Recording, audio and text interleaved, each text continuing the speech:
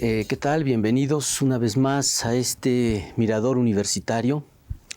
En esta ocasión me es particularmente grato tener con nosotros a uno de los miembros más antiguos del instituto, a quien muy probablemente en la actualidad, en la práctica, por así decirlo, es el decano del instituto, que es el doctor José Antonio Robles. José Antonio, muchas gracias por estar con nosotros. Te agradezco a ti, Alejandro, la invitación, y me parece maravilloso estar en un programa de esta naturaleza que tampoco son los que podemos ver ahora por televisión. Por televisión, ¿no? Así es. Magnífico. Y bueno, yo realmente quiero presentarte rápidamente ante nuestros espectadores, porque yo a ti te conozco sobre todo como profesor, como investigador también, y luego como una persona de una gran cultura en ciertas áreas, por lo menos que es las que a mí me ha tocado disfrutar de tu conversación. Y sería, creo que, útil que nos dijeras, antes de entrar en materia, un par de palabras acerca de tu trayectoria. Tú, en dónde hiciste tus estudios, con quién trabajaste, hiciste luego estudios en el extranjero. Un par de palabras al respecto para poder encauzar luego la plática. ¿Cómo no? Mis orígenes son universitarios, básicamente, con un ligero desvío antes de enderezar la marcha, que fue estudiar contabilidad. Es decir, bueno, era preciso pensar en las economías caseras, etcétera. Claro, los filósofos no son ajenos a estos requerimientos. Pero luego, por una o por otra razón que ya no viene al caso decir, cambié hacia la Facultad de Filosofía y Letras, que tenía un café maravilloso en el primer piso de la Torre de Humanidades, desde donde se veían unos atardeceres prodigiosos. Estamos hablando de principios de los años 60. Sí, yo entré a la universidad en el 56, para el 59 había hecho el cambio. Por allí. Entonces, fue una época en la cual tuve contacto con los viejos maestros de nuestra facultad, sí. Luis Villoro, Fernando Salmerón, Leopoldo Sea, sí. Etcétera. Eli de Gortari me tocó a mí en sus cursos de lógica, claro está, y varios más. Sí. Digo, hay varios nombres, algunas personas ya lamentablemente han fallecido. Sí. Y entonces allí llegué al examen de licenciatura, que estuvieron ahí Alejandro Rossi, Fernando Salmerón y Bonfilio Trejo. Con ellos presenté esto. Antes había ido a Jalapa. Al estar ya de pasante, fui a concluir, a hacer de hecho y concluir mi tesis de licenciatura a Veracruz, a la Universidad Veracruzana, antes Universidad Veracruzana, ahora ya es autónoma, Veracruzana, y pasé allí 4 años. 4 años. Venía a México. ¿Pero dabas clase? Dando clases allí, exactamente, en la Facultad de Pedagogía, Filosofía y Letras, que ese era el título de la facultad allí en Jalapa. Y venía a México las tardes de los viernes a conversar y a platicar sobre la tesis con Rossi, que fue mi director. Allí seguía escribiéndola, dando clases, tener contactos con las personas. De ahí que de repente había ocasiones en las que era un poco difícil el trato, y entonces cada quien se encerraba en su cubículo y trabajaba. Sí. Pero había personas muy gratas y muy positivas. La estancia allí fue muy grata. Volví a México a presentar el examen y luego, de inmediato, ya después de esta estancia allí, salí por 5 años, estuve en Stanford, en California, con un interés que yo tenía fuerte por los aspectos formales, cuestiones de lógica, fundamentos de la matemática, etcétera. Sí. Había dado cursos de lógica en preparatoria en México, en la preparatoria 7, en licenciado Verdad. Sí. Y fui con esas inquietudes allá a encontrarme con una cantidad de interesantes profesores, Sol Pfefferman, entre ellos, hay otras personas que se me escapan, pero tuve que cambiar un poco mi meta, sí. mi orientación, porque yo no tenía el trabajo previo en una facultad de ciencias, de matemático. Entonces, llevé una serie de cursos que fueron muy positivos para mí, formativos para ese aspecto de interés que yo tenía en esos momentos, pero luego vi la forma de transitar a a un aspecto menos técnico, formal, que fue pensar en Berkeley, por razones de que él tiene un tratado que es el Analista, que se publica en 1734, en donde ataca, cuestiona los fundamentos vagos o inexistentes del cálculo generado por Leibniz y Newton. Entonces, bueno, allí podía ligar a Berkeley, que yo lo había estudiado para mi tesis de licenciatura, en donde veía a Locke y a Berkeley. Entonces hacía una cuestión comparativa, por lo que toca a cuestiones de percepción, etcétera, teoría del conocimiento. Y entonces ahora pasaba al Berkeley matemático, y esto me tranquilizaba el espíritu. Bueno, no abandono por completo el aspecto formal, pero ya no es toda una cantidad de terrores matemáticos que veía que se me venían encima. Allí pude platicar con David Armstrong, entre otras gentes que pude dialogar con él, que fue de profesor visitante, y luego volví a México en el 73. Sí, que fue cuando yo te conocí. Entramos allí en contacto. Estaba el doctor Salmerón, director del instituto. Se me abrió el instituto para entrar allí y seguí ahí trabajando con... Alejandro Rossi no estaba en ese momento porque estaba fuera, volvió un año después. Bueno, eso es otra historia, pero ahorita bueno. Y comencé allí a trabajar. No había hecho la tesis. Estaba en proceso de hacer una tesis en ese momento. En ese momento, más bien yo estaba pensando en alguna tesis sobre Bertrand Russell.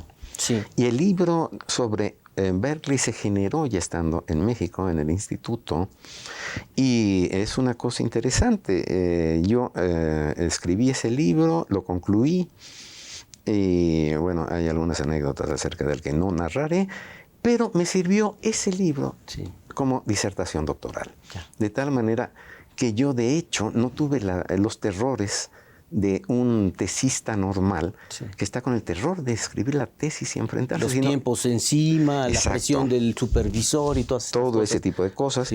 Yo escribí ese libro a mi ritmo, etcétera. Me llevó algún tiempo, pero fue aceptado para su publicación. Entonces yo ya tenía la tesis. Lo único que tuve que hacer es ponerme en contacto con las personas de Stanford que me lo aceptaron y traducir, enviar e ir a presentar el examen de doctorado en Stanford. O sea que ese fue tu itinerario. Ese fue mi itinerario. Sin embargo, antes de entrar en consideraciones de orden filosófico, que es lo que le da la estructura al programa, yo quisiera dar a conocer al público una de tus cualidades más conspicuas, que es la de que eres un especialista también en palíndromos. Y esto es una habilidad que no es usual. ¿Nos podrías decir en 2 palabras qué son los palíndromos y luego darnos algunos ejemplos de estos de los que tú sabes improvisar también al respecto? Entonces, Sí, bueno, el palíndromo, muchas personas lo vieron en algún programa de... ¿cómo se llama? Sopa de letras. Había al final unos 5 minutos que le daban a Oscar, a un poeta guatemalteco, ahorita se me escapa el nombre, que son esas palabras que se leen de izquierda a derecha, palabras o oraciones, frases, que se leen igual de izquierda a derecha que de derecha a izquierda. Por ejemplo, una palabra de esto es ojo. Ese es un ejemplo sencillo. Ese es un ejemplo sencillito, sí. Otro que yo aprendí de ti es Anita Lava Latina. Ese es clásico. tradición. Anita Lava Latina lo leemos en un sentido o en otro del mismo modo, pero hay algunos más complejos. Dentro de la tradición también dábale arroz a la zorra el abad. Todo esto tuve una bella oportunidad de entrar en contacto y estar en contacto con Juan José Arreola, que él también animó mucho el camino. Pero el que me puso en contacto con los palíndromos fue Alejandro Rossi. En alguna tarde en su casa me habló de Juan Filloy, escritor que tiene todos sus relatos, los nombres de ellos son de 7 letras. Opolop, etcétera, hay una cantidad de cosas. Y que tenía una serie de palíndromos muy interesantes y demás. Uno de ellos es a su ralo bello lo llevó la rusa. A su ralo bello lo llevó la rusa. Escríbanlo, léanlo y gócenlo.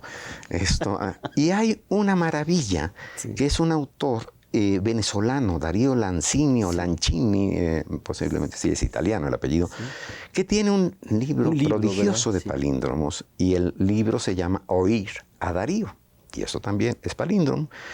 Y como muestra de palíndromos de Darío Lancini, les digo y quizás lo dejamos allí. Sí.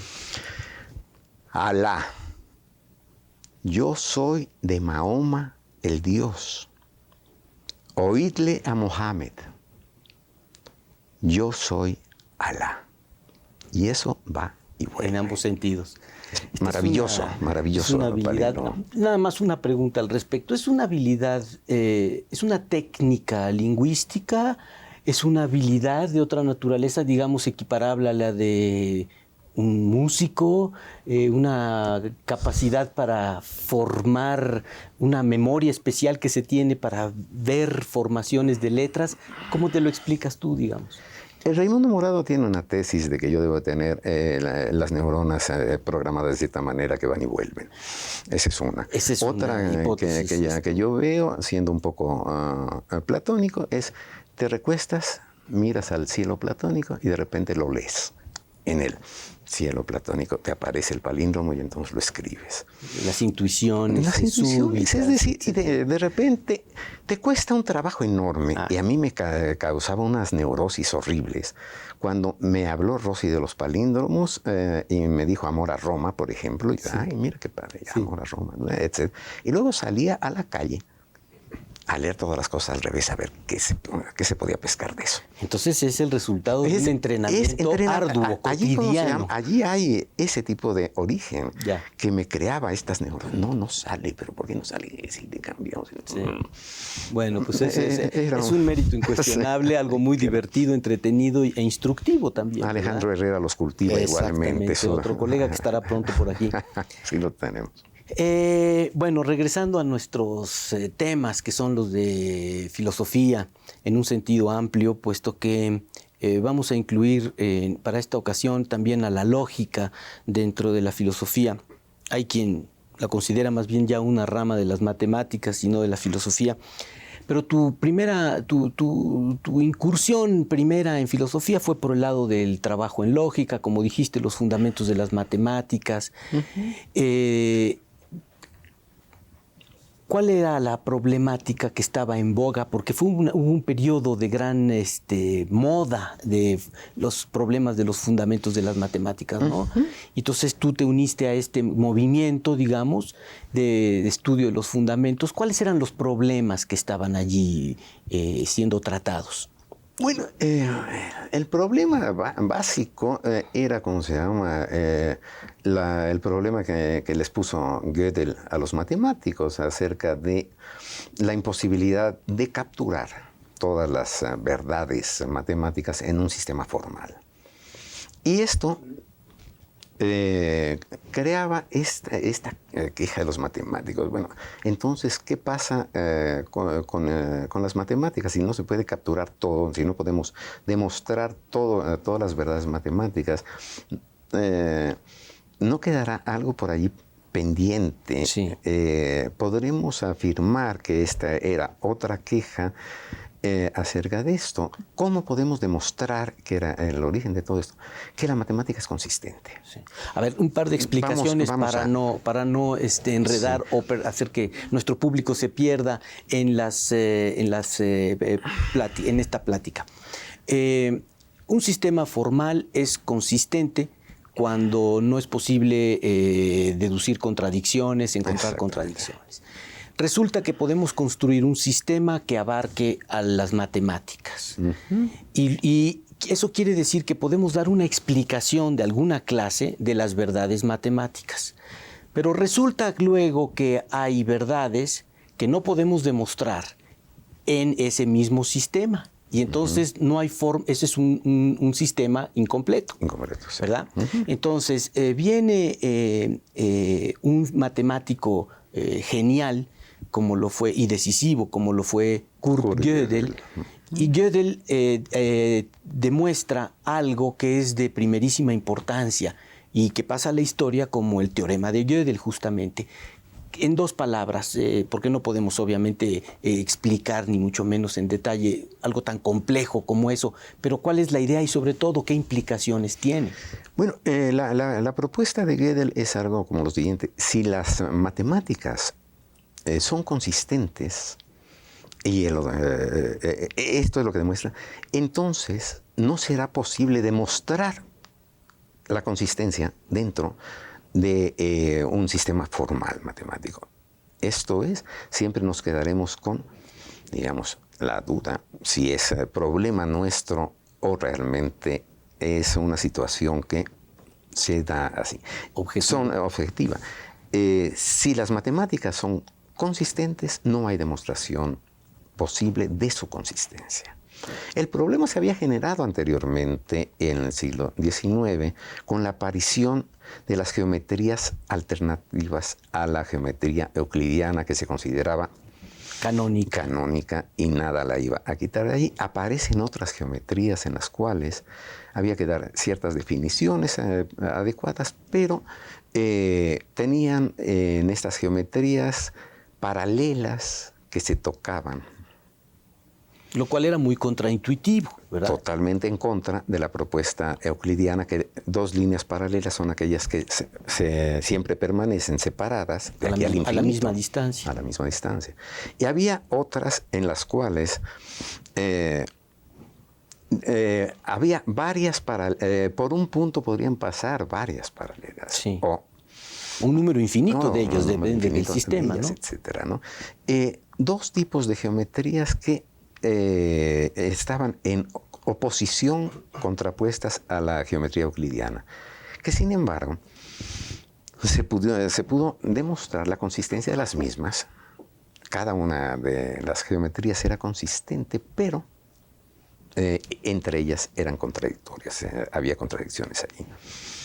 Entonces había que preguntarse, ¿y la matemática, después de todo el tiempo que tenemos de trabajar con ella, no será inconsistente? ¿No llegará un momento en el cual podamos demostrar que el enunciado P sale en la matemática, pero también el enunciado no P sale en la matemática? Y si esto es así, sería el acabose para la matemática, porque un sistema del que se pueda demostrar P y no P, en él se puede demostrar todo. Es decir, ya no sabemos qué es verdadero, qué es falso. Todo lo que se puede demostrar allí. ¿Este trabajo de fundamentos estaba vinculado a tus intereses sobre Russell, en torno a la filosofía de Russell? Eran, ¿cómo se llama? Intereses que yo traía, y me interesaba leer autores tal como Russell, enterarme de qué eran los principios de matemática, de Russell Whitehead, autores formalistas como Hilbert, sí, etcétera, y ver qué era todo eso, ¿no? Sí. Luego, a mi vuelta de Stanford, me puse a trabajar en la facultad, a dar clases de lógica, y ese curso lo di por muchos años, ¿no? Justamente al respecto yo te quisiera preguntar lo siguiente, algo, digamos, de carácter un poco más práctico. Cuando yo entré a la facultad, que fue un año antes de que tú regresaras de los Estados Unidos, era obligatorio para los estudiantes de filosofía llevar 2 años de lógica. El curso que yo llevé, recuerdo, fue un curso que instauró un conocido común, ya no está en la academia, pero que era un buen lógico, Roberto Caso. Y Caso impuso un cierto programa que era, a mi modo de ver, y seguiría siendo estupendo en caso de tenerlo. Teníamos un buen texto. El estudiante al cabo de 2 años sabía probar por inducción, podía probar algunos metateoremas básicos, ¿no? Y tenía una idea muy clara de lo que era un lenguaje formalizado, lo que era probar, hacer una demostración, ¿no? Todo esto. Después, por situaciones que no conocemos, yo no conozco a fondo, pero sé que hubo cambios en los programas y finalmente quedó como obligatorio 1 año de lógica. ¿No sería conveniente, no es útil para los alumnos de filosofía volver a tener 2 años de lógica con un programa similar, aunque sea actualizado al que teníamos hace 30 años? Yo considero que es muy formativo, que sirve enormemente también para, digamos, ayudarnos a pensar, a armar nuestro pensamiento, y en filosofía siempre es muy importante tener más o menos un pensamiento claro acerca de todo esto. El problema con todo esto, que había presiones en contra, es que normalmente los estudiantes que iban a filosofía pensaban, no tengo nada formal, no tengo nada así por aquí por filosofía, todo será un discutir, divagar. Muy, ¿cómo se llama? Muy light, para decirlo de alguna manera, divagar problemas filosóficos. ¿Qué son los problemas filosóficos? Pues son problemas que surgen de la vida cotidiana y me van a enseñar cómo vivir. Totalmente ajeno a una visión en la cual la lógica podría ser una necesaria herramienta con la cual un estudiante podría defenderse muy bien en sus estudios, en la discusión y análisis de textos. Y no solo eso, sino que para poder entrar de manera seria y profesional a muchos tópicos en la actualidad, pues se necesita una cierta formación, ahora sí que formal, la cual el estudiante carece. Después le cuesta muchísimo adquirirla. Cuando la puede estudiar, la puede tomar en los primeros años de su carrera. Entonces ahí estaríamos de acuerdo. Yo también pienso como tú. Bueno, ese es el asunto de lógica, y tú después pasaste, y en realidad en lo que te convertiste es en un historiador de las ideas. Tú eres un historiador de la filosofía, aunque tienes, obviamente, sin minimizar tus otros intereses y otras áreas en las que has trabajado, de tópicos, pero de la historia de la filosofía, ¿cuáles son tus periodos predilectos? ¿O tu periodo predilecto? Sí, propiamente me quedé por intereses. Nuevamente volvemos a los orígenes berkeleyanos, etcétera, en siglos XVII y XVIII. Y hemos formado un grupo que ha estado trabajando desde el 85 hasta ahora. Y yo creo que con resultados muy positivos en general. Hemos publicado mucho, hemos formado estudiantes dentro de este grupo de trabajo. Y pues ahí seguimos adelante, y esto nos ha permitido a todos los componentes del grupo enterarnos más y mejor de los aspectos de esa época tan importante en la historia de la filosofía, de los siglos XVII y XVIII, con, obviamente, necesitados estamos y hemos estado apoyados por personas que conozcan las épocas anteriores, concretamente. O posteriores, ¿verdad? También para ver a dónde aterrizamos por acá. De los anteriores tuvimos un contacto muy cercano, además con Mauricio Béchot, que nos ponía en contacto con clásicos, griegos, latinos y medieval. Bernabé Navarro, que también estuvo en contacto con cuanta pregunta le podíamos hacer, él estaba muy dispuesto, etc. Y también luego, ahora con todos los chicos que han salido, que han vuelto, con todas las personas que han renovado la vida del instituto, también podemos enterarnos de qué sucede con ciertas tesis básicas que se gestaron o allí, o venían con historia, pero allí en el siglo XVII, cuajaron, florecieron. ¿Quiénes son los grandes filósofos de este periodo? En este periodo, digamos, aunque con las arbitrariedades de las fechas y de las que siempre hay, empieza, digamos, con Descartes. Y culmina en donde el periodo del cual ustedes se ocupan. ¿Con Pues, Kant o con Hume? ¿Cuál sería? Pues sí, sería Hume y sería Kant, en donde toda una cantidad de propuestas entran, se modifican y germinan de otra manera.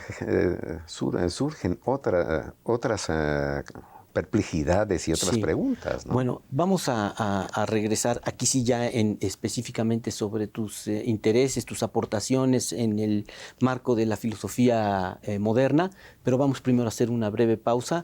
Vamos a tener un sondeo que vamos a ver y luego lo comentamos y seguimos adelante. Perfecto. Muchas gracias.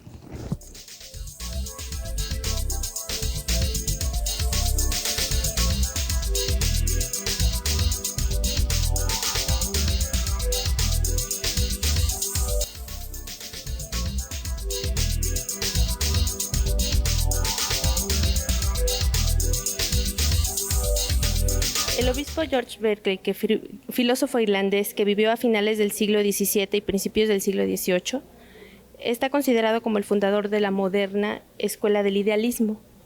¿Sabe cuáles fueron las aportaciones de este filósofo? Principalmente en el campo del empirismo.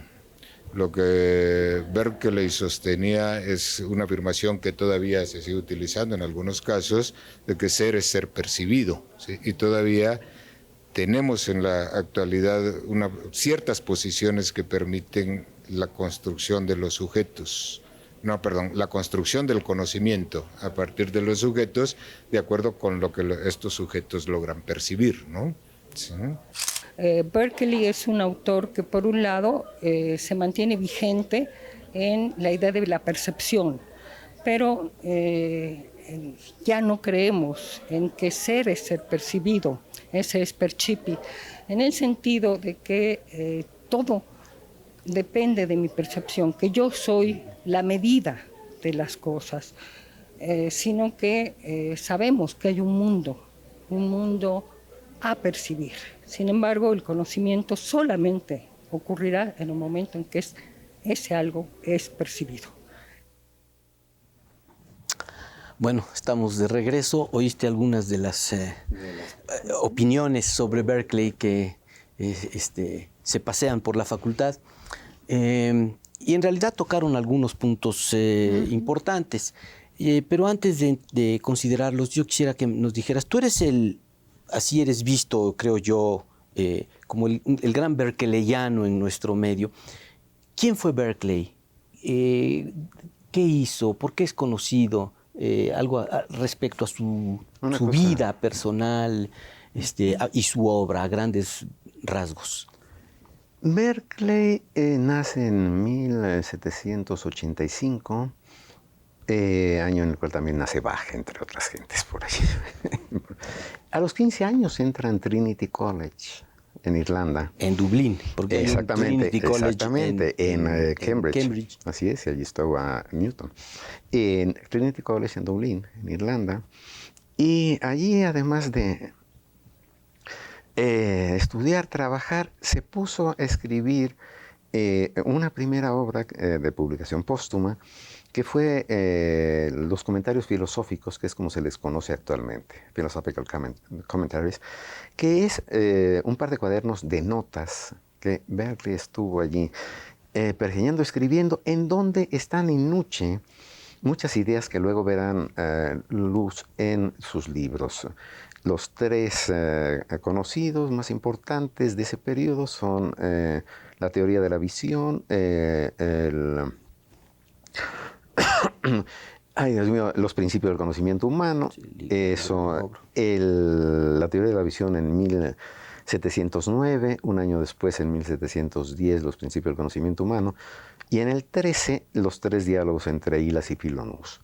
Había publicado anteriormente, para efectos locales, de que no se le considerase que era antimatemático, por razones de que en los comentarios escribe, estos matemáticos deberían de prestarle más atención a los sentidos, dicen cosas que ¿quién se las va a creer? Por Dios, el único que veo con luces plenas es Newton, pero los demás Locke es el otro personaje ahora del lado ya filosófico, no matemático, al que también alaba y, ¿cómo se llama?, avala Berkeley en sus comentarios filosóficos. Y a Malebranche lo toca por allí y lo critica. Y quizás de Malebranche hay que tomarlo muy en cuenta porque también influyó mucho en Berkeley. Normalmente se ve a Locke como la gran influencia berkeleyana, pero de Malebranche tuvo mucho también. Pero era un obispo, llegó sí, a Deán de Derry. Esto fue por allá en los años 20, y en el 34 se le dio el obispado de Cloyne en Irlanda, que era así más o menos un lugar de poca importancia, y lo mandaron mejor allá, pero allí vivió los últimos 18 años de su vida. Pero de todos los grandes filósofos de la época e incluso algunos posteriores, si no me equivoco, es uno de los, el único que viajó a América, ¿no? Él además estaba preocupado justamente por las plantaciones en América, las iglesias en América. ¿O las plantaciones? No, las plantaciones de gente de Gran Bretaña que se habían ido para allá, la iglesia y la educación de los nativos. Ya. Y escribió algún tratadito sobre esto, y además luego hizo el viaje a América. Antes... ¿América en qué parte? América, a la manera en que se la conoce normalmente, sí, del otro lado del Atlántico, que es Estados Unidos, concretamente las colonias, y él iba a las Bermudas. Pero según narraciones que escuché yo en Rhode Island, el timonel se equivocó de rumbo, o los vientos lo empujaron y fueron a dar a Newport, ajá, a Rhode Island. Hasta allá arriba. Exactamente. Bueno, oye, sí, perdón, mencionabas a Locke como una de las influencias fuertes en Berkeley. Hay Locke, Berkeley, Hume, yo diría John Stuart Mill, Bertrand Russell, claro, forman la gran tradición británica en filosofía. Hay una evolución en esta tradición que se inicia sin duda alguna con Locke. ¿Y en qué sentido Berkeley representa un progreso frente a Locke? ¿Es un perfeccionamiento del empirismo? ¿De qué manera? ¿Qué ideas de él? Porque Locke es un pensador, a mí me parece, contradictorio.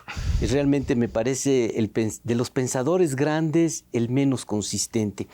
Pero no sé si sea en ese sentido que Berkeley trató de pulir el sistema que Locke de todos modos había generado. Bueno, no discutamos ahora Locke, quizás habría que platicar un poco más sobre eso, porque considero que hay muchas cosas en Locke, sí. 20 años le llevó a escribir ese libro, entonces yo creo que tienes razón en esto de encontrar que hay cosas que no encajan. Que no checan. Que no checan. En el caso de Berkeley, lo que tenemos es un pensador, desde mi punto de vista, que admira mucho a Locke y que encuentra eso que tú señalas. Hay contradicciones, esto yo quisiera que en Locke no se diera, por Dios. Entonces, por ejemplo, tener un libro en el cual surge de inmediato el escepticismo. Como por ejemplo decir que los objetos del mundo exterior que están allá afuera, mi conocimiento de ellos no es directo, sino está mediado por las ideas. Sí. Estas ideas surgen porque los objetos emiten pequeños corpúsculos, átomos, vienen de ellos, chocan con las terminaciones nerviosas de mi cuerpo, llegan a la mente y genialmente, de manera humilde y tranquila, Locke dice, y de una manera que yo no sé, surgen unas ideas. Ahí está. O sea, Locke es un representacionalista. ¿Tiene esto? Sí. En cambio, Berkeley ya no lo es. No, no lo es. Y entonces, lo que encuentra Berkeley es lo siguiente. Pero ¿cómo sabe Locke que estas ideas que yo tengo se asemejan a los objetos que no veo directamente? Lo que veo son las ideas, pero hay algo que las produce. Hay algo cuyas emisiones, átomos o lo que sea, me producen en mí algo similar a ellos. Si no los puedo cotejar, mis ideas con el objeto, ¿de dónde sale esta idea? Esto promueve el escepticismo. Todas las obras grandes de Berkeley están en la introducción señaladas que él contra lo que lucha es contra el escepticismo, contra el ateísmo, contra la irreligión, y que él piensa que su filosofía va a ir justamente, va a servir para limpiar de estos peligros de ateísmo, de escepticismo que genera el ateísmo, etcétera, ¿no? Pero digo, es difícil ver ateísmos o irreligiosidad en Locke, ¿no? Era un hombre muy respetuoso de las creencias de su época también. Sí, eso, pero el problema del escepticismo te lleva a decir, bueno, si no lo veo, ¿por qué es así? Sí. ¿A Dios en dónde lo vemos? Hay que buscarle algo más directo, y entonces viene la influencia tan directa, en el caso berkeleyano, la presencia de Dios en la obra de él. ¿No sería que, digamos, muchos de los problemas los estaba generando la idea lockeana de sustancia y de esta cosa incognoscible que está detrás de todo? Y es más bien eso lo que inspira a Berkeley para desarrollar su propia teoría, su fenomenalismo. Eso es muy fuerte. Es uno de los aspectos importantes que sí vienen de allí, de Locke, ¿no? La idea de sustancia es algo que está allí, pero ¿qué es? Sí. ¿La vemos? ¿No la vemos? ¿No la percibimos? ¿Cómo sabemos? Y por otra parte, ¿qué perdemos si nos olvidamos de eso? O sea, para ilustrarlo un poco en el caso, en un caso concreto, si yo percibo un libro, pues lo que percibo es una mancha de color gris de ciertas magnitudes, cierta orientación, está en una relación espacial con las cosas que podemos describir, enfrente de unas, al lado de otras, lo que sea. Pero eso es el libro. Entonces, a final de cuentas, el libro es la totalidad de sus cualidades. Es gris, es ancho, es largo, pesa tanto. ¿Y en dónde está el libro? O sea, ¿es el libro la suma de las cualidades o hay algo más que es el libro que tiene esas cualidades? Es ahí por donde iba el problema. Muy bien visto, sí. Ese es justamente, hay algo más. Además de estas cualidades que percibimos al tacto, a la vista, al oído, etcétera. ¿Hay algo más además de eso? Sí. Preguntémosle a un jardinero y le preguntamos, bueno, usted está viendo cualidades, pero ¿dónde está la rosa? Sí. Pues ahí me dice, ay, está loco este tipo. Ahí está lo verde y está lo rojo esa y es la rosa. lo espinosa. Es decir, eso es la rosa, no es otra cosa. Una cosa que es por demás interesante es saber que en el siglo IV, en Nisa, que es Capadocia, actualmente parte de Turquía, sí. Gregorio de Nisa formula una propuesta berkeleyana, 14 siglos antes de Berkeley, claro. En este sentido, lo que es el mundo material es el conjunto de las cualidades, llamémoslas secundarias, para usar la terminología lockeana, porque la materia, que es algo imperfecto, no puede estar en Dios. De tal manera que Dios no puede haber creado al hombre o el mundo con materia. Pero ¿qué pasa? Si unimos las cualidades de color, de sabores, tacto, forma y demás, la materia es una cualidad superveniente, es una cualidad emergente de la unión de esas cualidades. Porque esas cualidades Dios sí puede presentarlas allí. Y no hay materia, no hay sustancia material. Esto es un punto muy importante. Es decir, si nosotros le dijéramos a una persona que no se ocupa profesionalmente de la filosofía, que hay un filósofo que se llamaba Berkeley, que es el gran inmaterialista, se quedaría boquiabierta. El inmaterialismo de Berkeley es una consecuencia natural de su teoría de las ideas, de su teoría de la percepción. ¿Está bien esto? Sí. Y él lo que está haciendo es rechazar la materia porque siempre que hablemos de conocimiento vamos a hablar de algo que percibimos. Entonces la materia sería algo escondido, entonces mejor nos zafamos de la materia, ¿no? Y Berkeley lo señala desde sus comentarios filosóficos. Yo rechazo no la materia en el sentido común con el que estamos hablando, como tú lo acabas de señalar, sino la materia en el sentido de los filósofos. Filosóficos, sí. Y hay dos grandes filósofos que tienen en mente Berkeley. Uno es Locke, pero el otro es, en su momento, Malebranche. Sí, obviamente nos vamos a... Y además está Descartes muy cerca también en el tiempo con ellos. Pero en el caso de Malebranche, en el caso de este filósofo catalogado como ocasionalista, ¿por qué? Tenemos justamente, eso lo quiero precisar, que dice algo como lo siguiente. Y esto lo toma también Berkeley de Malebranche. Lo que hace Dios es presentarnos, nosotros vemos las ideas en Dios y Dios pone en nosotros las cualidades sensoriales para que podamos verlas, porque nosotros, esto es una tesis por otra parte también que viene de Dionisio, el pseudo Areopagita, Areopagita de la edad. Sí, nosotros necesitamos de cualidades sensoriales para percibir este mundo. O sea que Dios pone las secundarias en la mente y vemos en Dios las ideas, o Él nos comunica las verdades básicas de la forma, por ejemplo, de la extensión, etc. Pero para que lleguemos a eso, hay algo que es totalmente incognoscible, etc., que es la materia. Y aquí viene la palabra del ocasionalismo. ¿Qué es lo que hace Dios? Bueno, usa la materia como ocasión. Hay cosas como la materia, pero nosotros no sabemos qué es ni podemos caracterizarla de otra manera. Hay algo como la materia que Dios usa como la ocasión para que tú veas el libro. O sea que hay algo detrás de esto que Dios te pone los colores en la mente, etcétera, y las ideas, y ves el libro. La forma es algo que tú viste de alguna manera en Dios. En la mente de Dios. En la mente de Dios, etcétera. Una cosa que le aterraba a Berkeley es decir, ¿cómo pone Dios las ideas en la mente? Que es algo sin extensión. El color es extenso.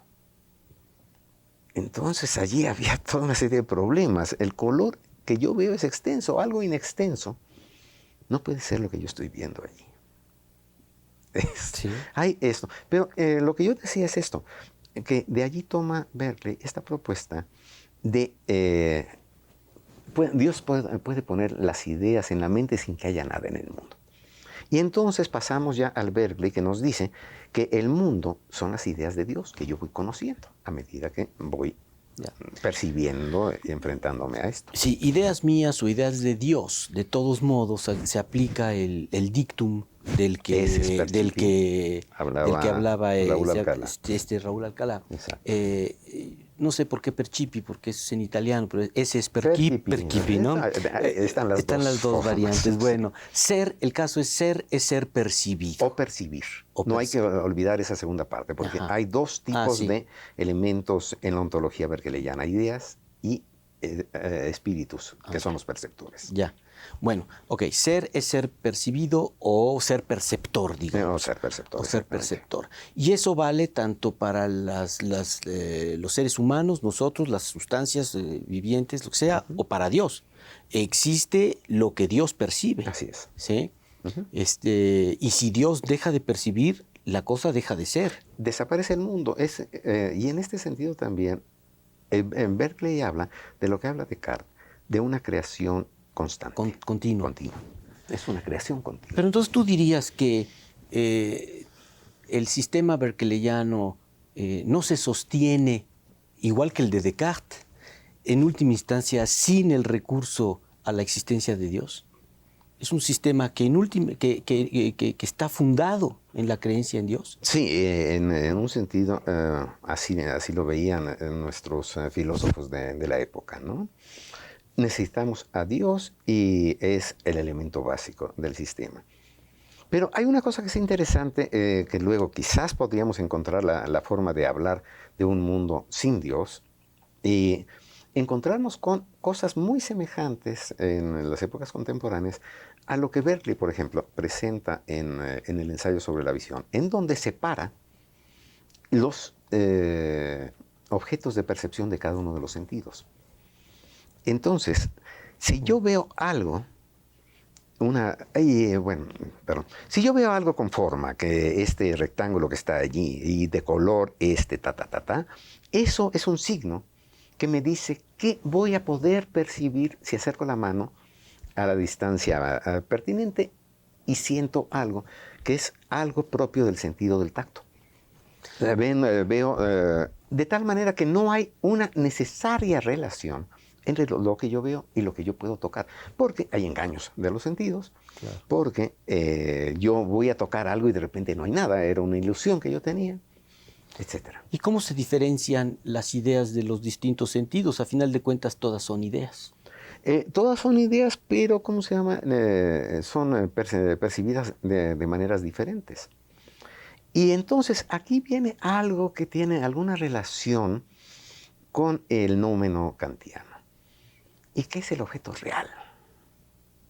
Bueno, no lo podemos decir cuál sea el objeto real porque, dado que tenemos estos sentidos que perciben de esta y de otra manera, ¿cuál sería el objeto real? Es una especie de nómeno también allí. Ya empieza a generarse una... En un empirista. En un empirista. Es porque si tengo este mundo separado, estos sienten de una manera, mis ojos presentan cosas de otra manera. Y está el problema de Molyneux.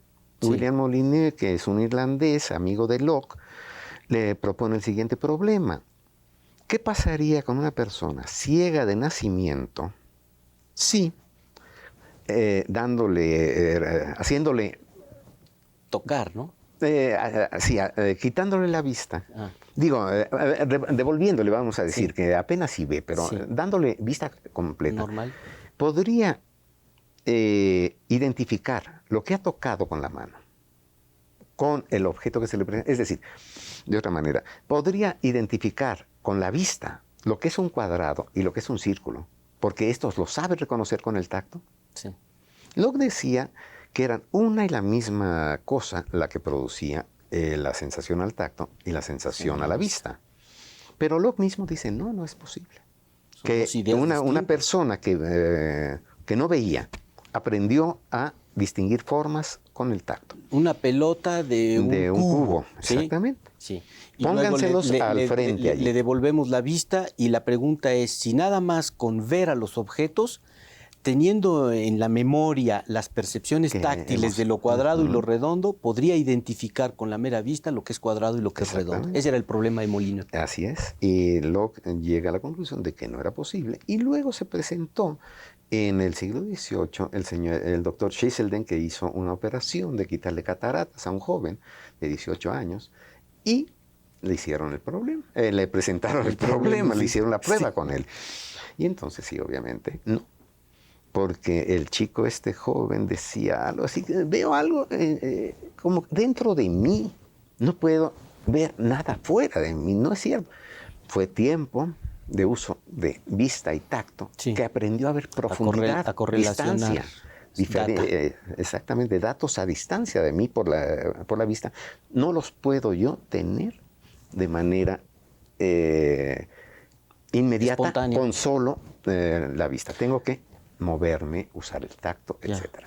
Oye, un gran problema para todos los empiristas es siempre el de dar cuenta de lo que pasa por verdades necesarias y en particular por las proposiciones matemáticas. Y no solo por las proposiciones, sino por las entidades matemáticas, suponiendo que las hay. ¿Cómo enfrenta Berkeley, el empirista, las ideas matemáticas? ¿Cómo explicaría, por ejemplo, un empirista la idea del infinito? Que obviamente no puede ser una idea empírica, sea la que sea, si es que es una idea genuina, en fin. Pero Berkeley, ¿cómo enfrenta este problema para él y su escuela? Hay dos cosas. Una, qué bueno que has traído a colación esto. Una, nada es necesario en el mundo. Es decir, Dios puede cambiar de su idea en el momento en que Él quiera. Hasta de 2 más 2 igual a 4. No. En el mundo de la experiencia natural. Estamos hablando de un Dios que tiene una potencia absoluta, potencia Dei absoluta. Yo nunca tengo la seguridad de que Pero, en fin, estadísticamente creo que no se me va a hundir el piso ahorita y estoy muy tranquilo, pero podría suceder. Podría ser. Ese es el caso para nuestros objetos de percepción empíricos. El caso de la matemática es creación del ser humano. La matemática son juegos y Son allí hay necesidad, convenciones. son convenciones. Hay necesidad porque es algo que Por nosotros convención. armamos. Ahora, infinito. Infinito es una palabra que yo voy a usar de manera... Casual. No. Los matemáticos tienen estas expresiones que les sirven, es decir, es un lenguaje utilitarista, no es la palabra. Me debe venir un momento. Es decir, que digan que un círculo es un polígono con un número infinito de lados, está perfecto porque les permite calcular y llevar a cabo un montón de cosas. Pero eso es todo. No se sigue de eso que estén Puramente describiendo. operativo, es un exactamente. concepto funcional, operativo. Les sirve. Ya. Y entonces con eso pueden calcular y adelante. Newton es lo que hace. Y por otra parte, Newton no se preocupa por esencias ni cosas más que el fenómeno. Yo puedo decir dónde está esta estrella hoy y dónde va a estar mañana o la luna y cuáles son los parámetros del giro, del movimiento y demás. Sí. Y hasta ahí, ¿no? Entonces, la matemática es un elemento que... En ese sentido, Berkeley es bastante actual, digamos. Sería por completo. Sería como un antecesor de todo del empirismo lógico, precisamente, de algunas variantes de eso, por una parte. de Ayer y de los convencionalistas, Sí, digamos, ¿no? ¿Verdad? claro. Por convenciones, asignación de significados y luego estipulaciones y luego la aplicación de ellas. Está la fenomenología también. Bueno, pues lo que señalaban allí, sin Dios, sería una fenomenología posterior, etc. Pero esta otra situación es la que me crea un poco de pavor de enunciarla de manera precisa. No sé cómo sería posible, pero de alguna manera el esse es percipi. Si lo vemos de esta forma, en algún sentido, esto quiere decir que yo estoy creando mi mundo a la medida en que lo percibo. Ya. Es decir, yo soy la máquina de percepción y eso, mi mente es activa, a diferencia en algún sentido de la de lo que es pasiva, que recibe el mundo. Sí. En cambio, yo estoy creando. Y esto lo liga muy fuertemente, de manera contemporánea, con la mecánica cuántica, con la escuela de Copenhague. Ya. Que señala que no puedo decir si una entidad es onda o es material o es corpúsculo hasta que no se lleve a cabo una medición. Entonces yo no puedo decir nada del mundo si no lo percibo, si veo esto. No sabemos. Ahí tienes este brinco también de... Esa sería la utilización actual de Berkeley. En ese sentido, ¿Hay sí. berkeleyanos en la actualidad, aparte de los científicos, digamos, como filósofos seguidores? ¿Hay una escuela que sea? Hay, ¿cómo se llama? International Berkeley Society. Son estudios sobre Berkeley. Que se están trabajando intensamente. Se ha hecho mucho avance en el sentido de quitar muchas ideas de la época, del 18, que siguen hasta el 20. Por lo que toca a las críticas que se le pueden hacer a Berkeley, como por ejemplo la patada a la piedra que hizo Watson. No, Johnson. Johnson. ¿Cómo se llama? Hay un Johnson del mismo nombre que en Estados Unidos fue un contacto con Berkeley, el primer contacto, digamos, académico con Berkeley, que luego fue el presidente de Columbia, el primer presidente de Columbia, que escribió el primer libro de filosofía en América, ¿En Estados Unidos? Estados Unidos, vamos a decirlo así, y dedicado a Berkeley. Ah, ya. Y, ¿cómo se llama? En la universidad acá en California. Lleva Ahí el está nombre una de Berkeley. universidad. Y además Yale y Columbia recibieron unos donativos grandes de libros para las bibliotecas, Yale y Columbia. Ah. Y entonces la influencia positiva fue muy aceptada en los Estados Unidos, a diferencia de... José Antonio, es una pena, se nos acaba el tiempo, Sí, tenemos se que terminar. Nos quedamos con muchas dudas y muchas preguntas en relación con Berkeley, pero estamos seguros de que habrá otra oportunidad de seguir platicando. Muchas gracias por tu conversación. Mil gracias a ti, Alejandro, de nuevo, y me alegra muchísimo la existencia de un programa como estos. Gracias. Muy gentil.